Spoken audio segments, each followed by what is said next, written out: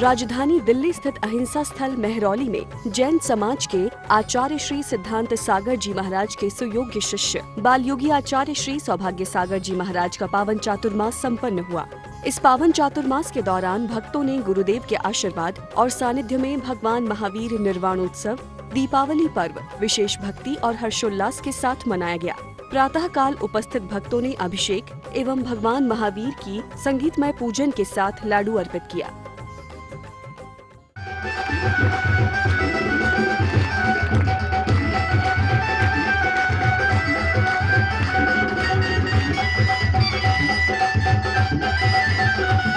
महिव्याप्ताय अनंत संसारी चक्र परिवर्तनाय अनंत दर्शनाय अनंत ज्ञानाय अनंत सुखाय सिद्धाय बुद्धाय त्रिलोक संकराय धर्म विनाशनाय अव्वाय अस्माकं मृत्युम अधिकामं प्रतिकामं वदिकाम सरिगम सर्वविघ्नं सर्वभयं सर्वराजभयं सर्वचोरभयं सर्वदुष्टभयं सर्वप्रगभयं सर्वान्तचक्रभयं रोगं सर्वक्रूररोगं सर्वनरमारीं सर्वगजमारीं सर्वश्यमारीं सर्वगौमारीं सर्वमहिष्मारीं सर्वधान्यमारीं द्रमारीं सर्वपुष्पमारीं सर्वफलमारीं सर्वराष्ट्रमारीं सर्वैश्मारीं सर्वविश्वारीं सर्ववेतालसाकीडाग्निभयं सर्वविधीयं सर्वमोहिनीयं सर्वकर्माश्रियं। ओम सुदर्शन महाराज चक्रवर्ती बलेश्वर। पूजन में अनेक भक्त परिवारों ने भाग लेकर भगवान महावीर की अनूठी भक्ति की।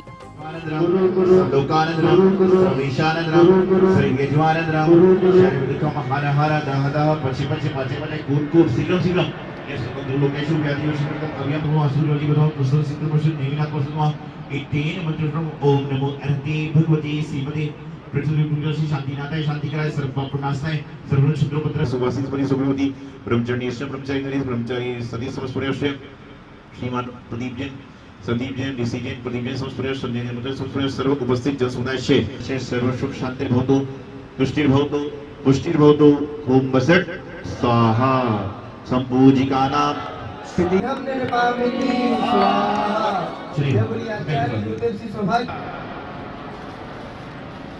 बहुत बड़ा महापुण्य का उदय था। काफी समय बाद भगवान महावीर प्रभु की इस अहिंसा स्थल पर आचार्य श्री का भव्य संस्कार में चातुर्मास कराने का सौभाग्य हम सबको मिला। इस पूरे चातुर्मास में अहिंसा स्थल भगवान महावीर केंद्र ट्रस्ट परिवार ने जो हमें सहयोग दिया उसके लिए हम उनके बहुत ही आभारी हैं और उनसे अनुरोध करते हैं प्रदीप जी से कि वो अपने भाव प्रकट करें। चतुर्मास में धर्म प्रभावना जो हुई उसका अनुमोदन करने का, उसका अवलोकन करने का, उसका आभार गुरुदेव के आशीर्वाद से जो हमें मिला है उसके लिए हम और हमारे पूरे परिवार आप सब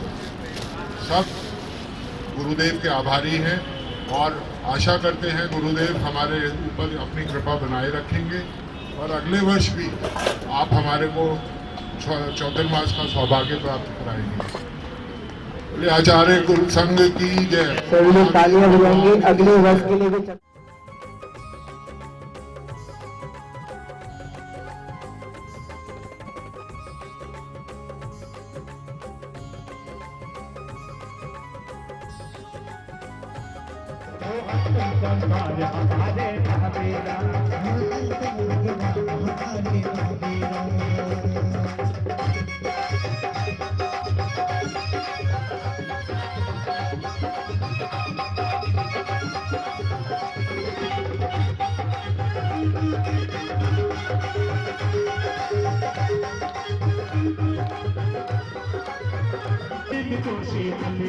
प्रभु आप से प्रेरणा मन धाम और निर्मल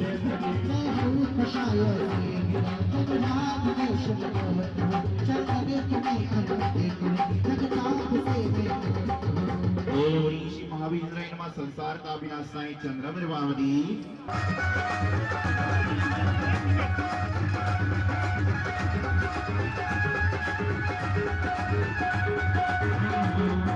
जप जननी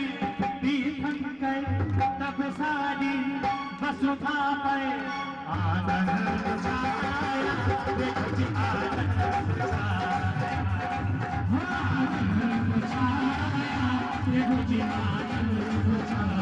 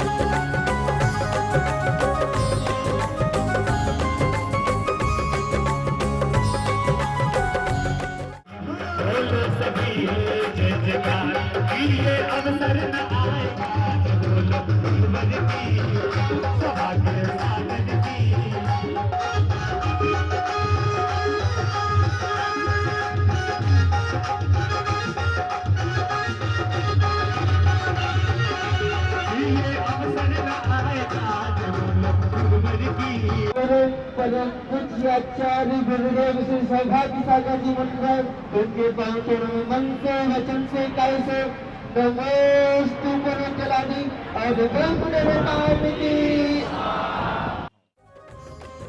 पूज्य गुरुदेव ने इस मंगल अवसर पर भक्तों को उपदेश भी दिया। आज भगवान महावीर स्वामी का निर्वाण कल्याणक महोत्सव हम और आप सभी एकत्रित होकर मनाने का प्रयास कर रहे हैं। भगवान महावीर स्वामी कई वर्षों पूर्व मोक्ष को पधार चुके, लेकिन आज भी लोग उनके मोक्ष लड़क को मनाते हैं। आदिनाथ भगवान बहुत वर्ष पूर्व मोक्ष को पधार चुके, लेकिन आज भी उनको हम लोग स्मरण करते हैं। बहुत से महापुरुष हुए जो साधना के पथ पर, त्याग के पथ पर, वैराग्य के पथ पर चलते चलते समाधि मरण को प्राप्त किए। हम आज भी उनको स्मरण करते हैं। उनको स्मरण हम लोग इसलिए नहीं करते कि उन्होंने संसार में रहकर बहुत सा व्यापार किया, बहुत से बंगले बनाए, बहुत सी गाड़ी खरीदी, बहुत से हवेली बनाए, बल्कि उनको सिर्फ इसलिए याद करते हैं कि उन्होंने संसार की सारी धन दौलत वैभव को त्याग करके संन्यास को अंगीकार करके मुक्ति पथ को प्राप्त किया। इसलिए प्रत्येक तीर्थंकर को, प्रत्येक मुनि को, प्रत्येक व्यक्ति को याद किया जाता है, स्मरण किया जाता है। आपने कभी विचार किया कि जैन संप्रदाय ही एक ऐसा संप्रदाय है जहां पर मृत्यु को महोत्सव के रूप में लिया जाता है। अन्यत्र और भी कोई संप्रदाय में जन्म का उत्सव तो मनाया जाता है, लेकिन मरण का उत्सव कहीं पर भी नहीं मनाया जाता है। हमारे जैन धर्म में, दिगंबर जैन धर्म में मृत्यु को महोत्सव मनाया जाता है, क्योंकि इंसान क्या करता है, जन्म सबका एक जैसा होता। किसी के जन्म पर 10 लोग ताली बजाने वाले होते हैं, किसी के जन्म पर 1000 लोग बजाने वाले होते हैं। कृष्ण जैसे जीव का जो है जेल में जन्म हुआ, उसके बाद भी वह कारागार में जन्म लेने के बाद जन जन के पूज्य हो गए। क्यों? कि जन्म कहां पर हो रहा है यह महत्वपूर्ण नहीं है, बल्कि जन्म होने के बाद में मरण किस तरह से हो रहा है, मृत्यु किस तरह से हो रही है, यह सबसे बड़ा महत्वपूर्ण कार्य हुआ करता है। तो जीवन में हमेशा एक बात ध्यान रखें कि जन्म को तो हमने कई बार सुधारने का प्रयास किया, लेकिन हम लोग मरण को कब सुधारेंगे? जन्म तो आपका हो गया, जन्म होने के बाद आपने कई तरह तरह की काम किए, कई तरह तरह की व्यवस्थाएं करी, कई तरह तरह की क्रियाएं करी, और अन्यत्र सारे काम आप जन्म के बाद आज तक करते आ रहे हैं। लेकिन आपने जो किया है वह संसार बढ़ाने का कार्य किया, संसार को छोड़ने का कार्य किया। संसार को हर किसी को छोड़ना है, जिसका जन्म हुआ है उसकी मृत्यु निश्चित है। चाहे वह तीर्थंकर भगवान थे, चाहे वह त्रियंच है, चाहे हम हैं, चाहे आप हैं, प्रत्येक व्यक्ति को जन्म मिला है। जन्म के बाद में मुक्ति पथ की यात्रा के बीच में प्रत्येक व्यक्ति कुछ ना कुछ उल्टा सीधा काम करता है, सीधा काम करता है, सब कुछ करता है, लेकिन उसके बाद अंत में यदि समाधि मरण पूर्वक मरण करता है तो समझ के चलना कि उसके जीवन के सारे पाप कर्म लगभग समाप्त हो जाते हैं।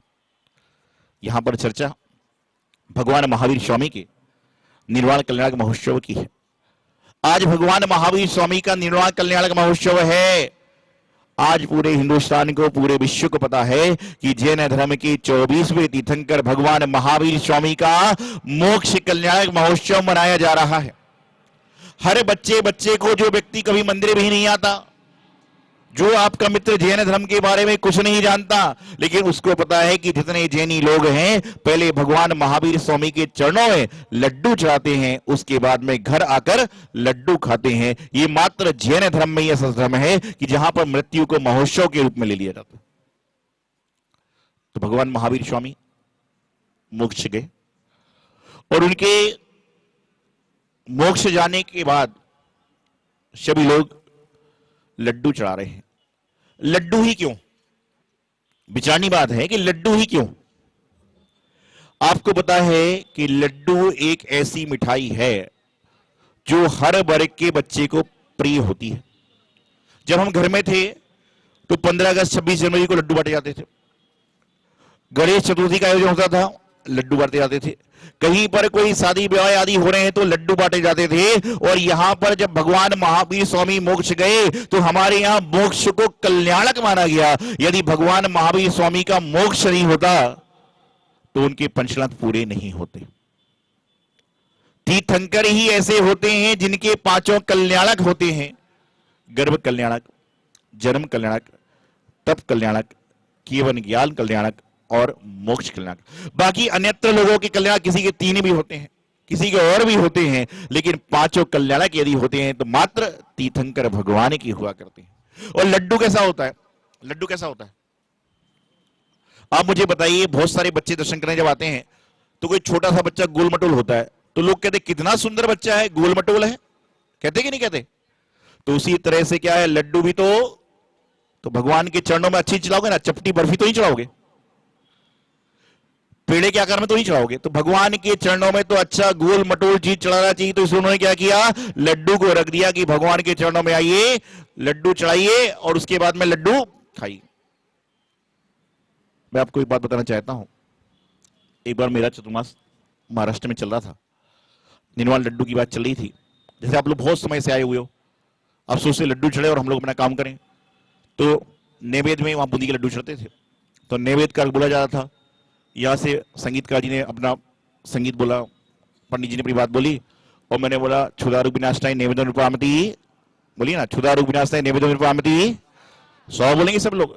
वहां पर एक व्यक्ति बड़ा परेशान था, बहुत देर से उसके हाथ में लड्डू था बूंदी का, उसने सीधा मुंह में डाला, बोले क्षुधारु विनाशाय नैवेद्यं निरुपयामि। उसने कहा आहा, मैं परेशान हो गया बेचारा। तो मैं आपको बताना चाह रहा हूं, समझाना चाह रहा हूं कि भगवान महावीर स्वामी का मोक्ष कल्याण महोत्सव आज आप सभी यहां पर मनाने के लिए एकत्रित हुए हैं। आप सभी का पुण्य है। कितनी बड़ी विशाल प्रतिमा, भारत देश की राजधानी जो दिल्ली वे कुतुब मीनार के सामने है। एक जगह कुतुब मीनार है जो संदेश देती है कि ये भारत की संस्कृति है, और उसके सामने भगवान महावीर की प्रतिमा है जो संदेश देती है कि जैन धर्म की संस्कृति है। जैन धर्म के संस्थापक श्री भगवान महावीर स्वामी हैं। जैसे कुतुब मीनार अमिट है, वैसे भगवान महावीर स्वामी की प्रतिमा भी यहाँ पर अमिट रूप से खड़ी हुई है। सर्दी गर्मी बरसात सब जगह वहां पर पद्मासन मुद्रा में भगवान महावीर स्वामी भक्तों को दर्शन दे रहे हैं। तो दर्शकों, अब वक्त हो चला है आपसे विदा लेने का। दीजिए हमें अनुमति। जय जिनेंद्र।